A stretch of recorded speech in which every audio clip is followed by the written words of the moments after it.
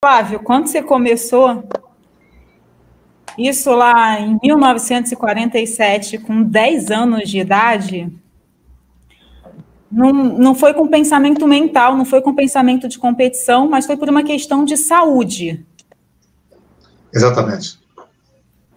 Na verdade é o seguinte, é bem simples.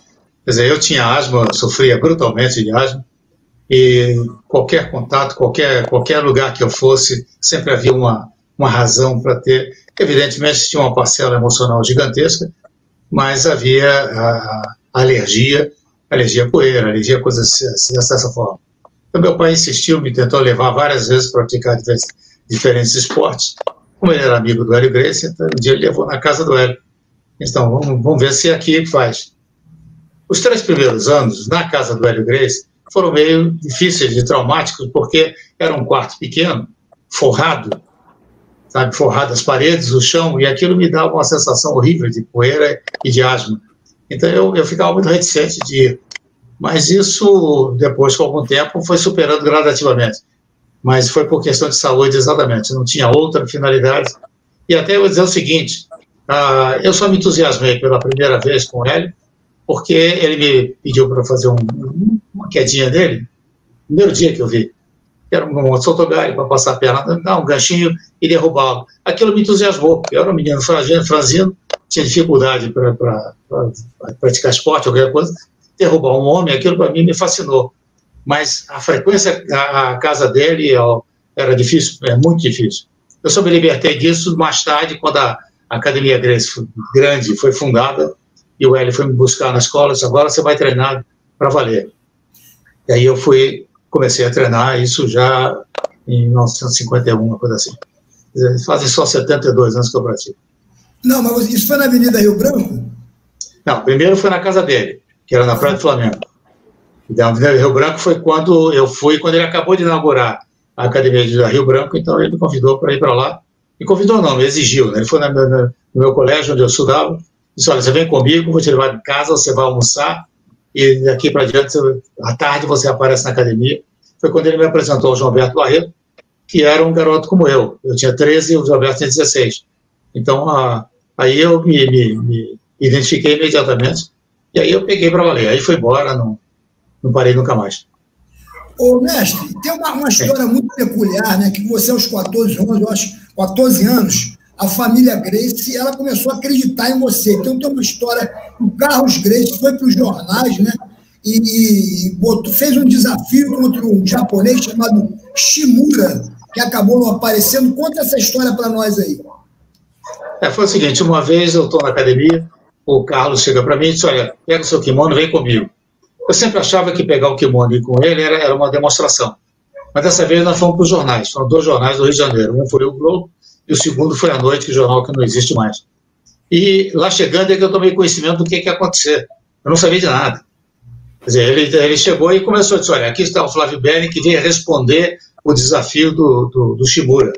O Shimura chegou no Brasil e desafiou o Hélio Gracie. Como o Hélio Gracie era famoso, inclusive no Japão, ele chegou e desafiou. Isso pelos idos de 52, 53, por aí. Então, aí o Shimura desafiou e o Carlos respondeu, disse, olha, você não vai lutar com o Hélio, a menos que você vença o meu filho, o Carson. E o Shimura disse, não, eu não quero lutar com ninguém, eu quero lutar com o Hélio. Aí o Carlos Gracie resolveu apresentar um garoto de 14 anos, faixa branca, e disse, olha, agora se você ganhar desse menino, aí você luta com o Hélio. Eu não sei se foi sorte minha, ele nunca apareceu, mas o fato é que foi, para mim foi inusitado, porque eu fui nos jornais sem saber o que ia acontecer. Aliás, as coisas aconteciam muito assim, né? Sabe? Você pega o seu kimono, vem. Aí você não sabia se era para lutar, se era para demonstrar, se era para fazer entrevista, enfim. Mas essa foi o primeiro impacto que eu tive como provável lutador, porque até então eu só lutava dentro da academia. Ô, mestre, então eu queria perguntar outra coisa para você. Você hoje, não sei se você acompanha a luta desse garoto aí do Mica Galvão, né? A gente está falando de uma época que você tinha 14 anos, que era um jiu-jitsu forjado na coragem, não tinha essas variantes de técnicas que tem hoje. Esse garoto tem 16 anos, treina com adulto, com qualquer um, é uma fera brava. O que você acha dessa mudança, dessa evolução do jiu-jitsu? Em primeiro lugar, eu não acho que é evolução, eu acho que houve transformação. Quer dizer, o processo todo que vem passando desde a década de 50, vamos dizer, a década de 50 foi a demarragem de tudo. Então, desde a década de 50, vem passando por uma série de transformações, tudo isso face às regras de competição. O que transformou foi a regra de competição. O sistema de luta praticamente é o mesmo, mas a regra determina que ele pode fazer isso ou não pode fazer aquilo, então ela vai criando limites e vai abrindo outros espaços. Então, a diferença que existe entre o que havia no passado e o que existe hoje são somente as regras, porque o jiu-jitsu é praticamente o mesmo e, obviamente, em face às regras e face às estratégias dos treinadores, eles foram mais caminhando no sentido das regras, no sentido de ele pode vencer uma luta com a vantagem. Então, com isso, ele pode criar uma estratégia dependendo do que tipo de adversário ele vai encontrar. Agora, naquela época, não, a gente ou ganhava ou ia embora para casa para aprender a lutar. Ganhava, que eu digo, submissão, né? Ou finalizava, ou ele mandava para casa, olha, vai aprender, você não está sabendo nada. Era assim que se lutava. E, mestre, você também, o jiu-jitsu entrou na sua vida, mudou a sua vida e, consequentemente, mudou a vida da sua família em diante. Seus filhos, todos têm ligação com o jiu-jitsu. Os seus netos, a maioria, não sei se todos, mas a maioria tem ligação com o jiu-jitsu. Você colocou os seus filhos com 4, 5 anos, você fez a introdução deles no jiu-jitsu. O que você queria que eles aprendessem ali com essa idade? Era também a questão que ambos, tanto o Silvio quanto o Marcelo, sofriam de asma também. Então, eu já tinha a experiência minha, então eu disse, olha, talvez o jiu-jitsu vai ajudá-los.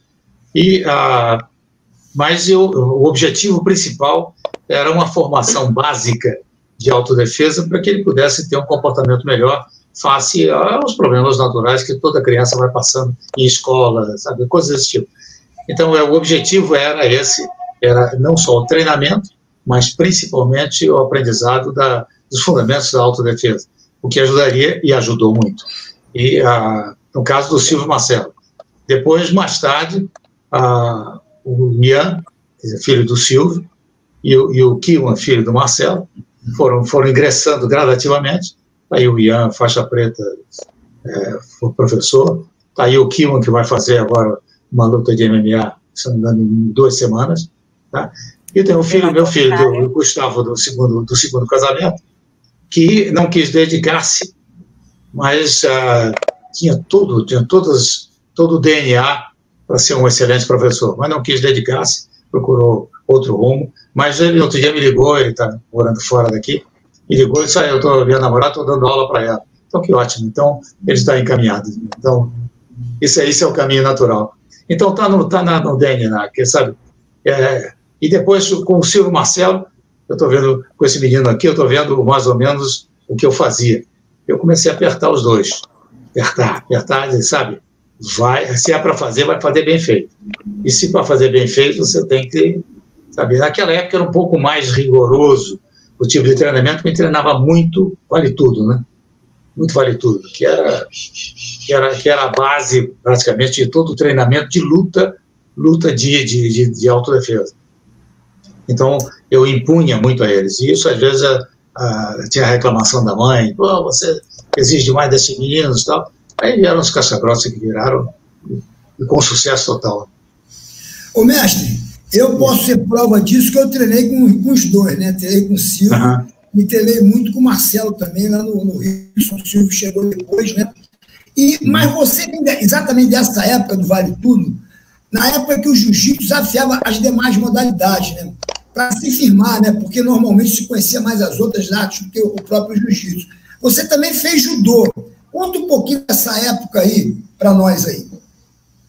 Bom, o judô foi simples, porque o Jorge Medi, que eu o conheci na Academia Gracie, quando ele chegou da França e foi para a Academia Gracie, eu o conheci, fizemos uma grande amizade, e ele tinha muita simpatia pela minha família, porque era uma espécie ele se sentia em casa. Então ele estava com muita frequência na minha casa, e fizemos uma amizade muito grande. Quando ele saiu da Academia Gracie, imediatamente ele começou a dar aula numa academia em Ipanema, no local, até nem existe mais o local, mas ele começou a dar aulas ali, e depois, mais tarde, ele foi para o Japão. Eu, inclusive, visitei ele várias vezes nessa academia, antes de ir para o Japão. Quando ele foi para o Japão, formou-se lá, o tremendo professor que ele tornou-se, e ao voltar para o Brasil, um dia encontro com ele em Ipanema, caminhando na praia, encontro com ele. E ele, fez uma farra danada, puxa, quanto tempo e tal. Ele disse, eu estou com uma academia aqui em Ipanema e você vai lá treinar. Eu disse, vamos lá agora, era um sábado. Aí nós fomos para a academia. E quando chegamos na academia, aí já houve uma transformação no comportamento do Jorge, ele virou o sensei. Sabe, quer dizer, mudou a questão da amizade, é ótimo do dojo para fora. E foi curioso, porque ele disse, olha, você vai no vestiário, toma um banho, veste um kimono que está lá e vem treinar comigo. Aí eu fui, tomei banho e tal, aí eu vesti o kimono, peguei uma faixinha branca, né, como eu devia, com respeito, apesar de já ser professor de jiu-jitsu, faixinha branca e tal. Quando eu entrei no tatame, eu disse, peraí, antes para entrar no tatame você tem que se curvar e tal, enfim, toda aquela cerimonial que é fundamental. E quando nós íamos começar, chega um japonês. Esse japonês nada mais era do que o Ishii, o famoso Ishii. Chega e começam os dois a falar em japonês. Aí o Jorge para mim disse, olha, senta aí, que o Ishii chegou aí, eu vou treinar com ele. Foi a minha sorte. Minha sorte porque a luta dos dois, o treino dos dois foi uma pauleira. E aí eu fiquei mais empolgado, mas eu já não era nenhum garotão, eu tinha quase 30 anos de idade. Então, mas eu me entusiasmei, disse, olha, eu vou frequentar isso. E frequentei, cheguei até a disputar campeonato. Eu fiquei tão entusiasmado com o resultado, sabe, passei a ter todo um recurso de equilíbrio e de projeção brutal, que quando o Marcelo e o Silvio começaram a crescer, junto com o Maurição, que era quase como filho, e vamos os três para o Jorge Medir. E aí foi, o Silvio estava machucado, não pôde treinar. Treinou o Marcelo e o Maurição, que choraram uma barbaridade, tanto que eles apanharam, e tanto que o Jorge exigiu deles, mas viraram também excelentes lutadores e campeões. Mas a minha experiência no judô foi essa, e a minha amizade com o Jorge ficou até os últimos dias dele. Agora eu queria perguntar para o mestre Flávio, né? É sempre bom ouvir a opinião de quem realmente veio antes da gente, né? Eu acho que a gente tem que ter muito respeito pelas pessoas que começaram, né? O Mika hoje está dentro de um esporte que o Flávio, que está aí com você, começou lá atrás, né? Na época do Hélio Gracie, e eu queria exatamente perguntar isso. Qual é a diferença que você vê, mestre, do jiu-jitsu da época do mestre Hélio Gracie com esse jiu-jitsu atual? Tá bom, a diferença é simples. A primeira coisa é que o jiu-jitsu daquela época era um jiu-jitsu para finalização, quer dizer, não existia pontuação, não existia nada. Quer dizer, então, ou você ganhava, ou você voltava para casa para treinar, para aprender e retornar para ganhar, tentar ganhar.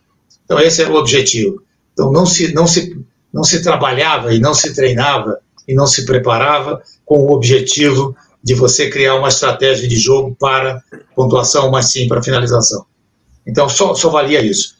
Bom, isso durante muito tempo, né? Até a década de 70, quando foi criada a primeira federação do Rio de Janeiro. Então, quando foi criada a primeira federação, estabeleceram as regras, e essas regras, então, passaram a nortear o sistema de treinamento e o sistema de... Então, basicamente, esse é mais ou menos a linha, a diferença que existe daquela época para agora.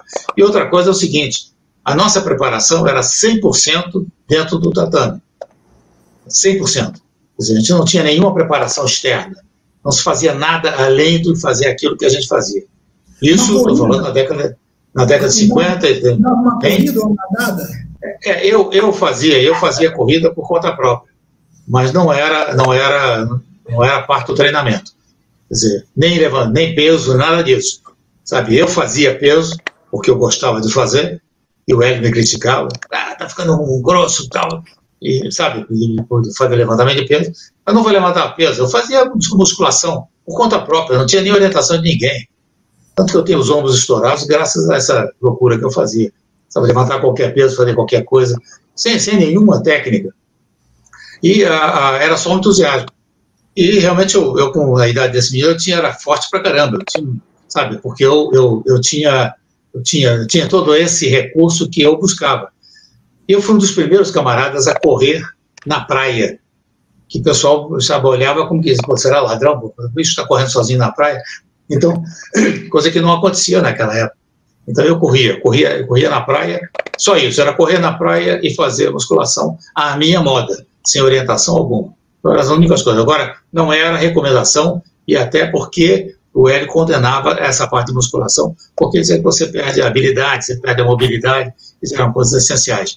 Agora, o treinamento na academia era pauleira. Isso eu garanto a você. Todo dia, final de tarde, a gente juntava numa área grande que tinha na academia, e ali, meu velho, não tinha choro, não. Nem vela. O negócio era para rachar.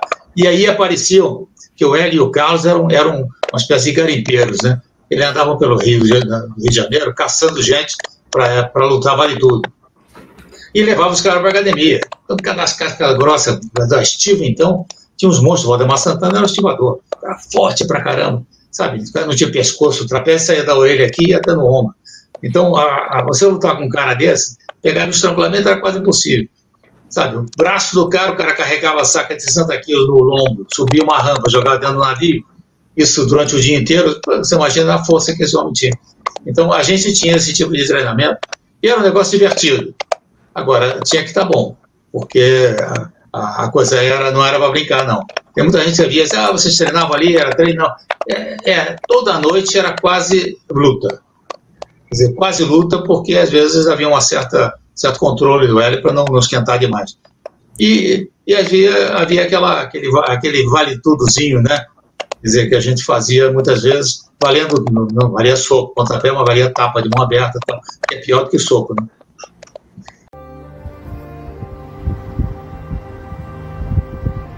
Malibu no Uhu. Vocês querem que eu fique aqui para gravar o Rambo 36. Eu não vou ficar e perder mais um episódio do canal. Não vou perder o Malibu.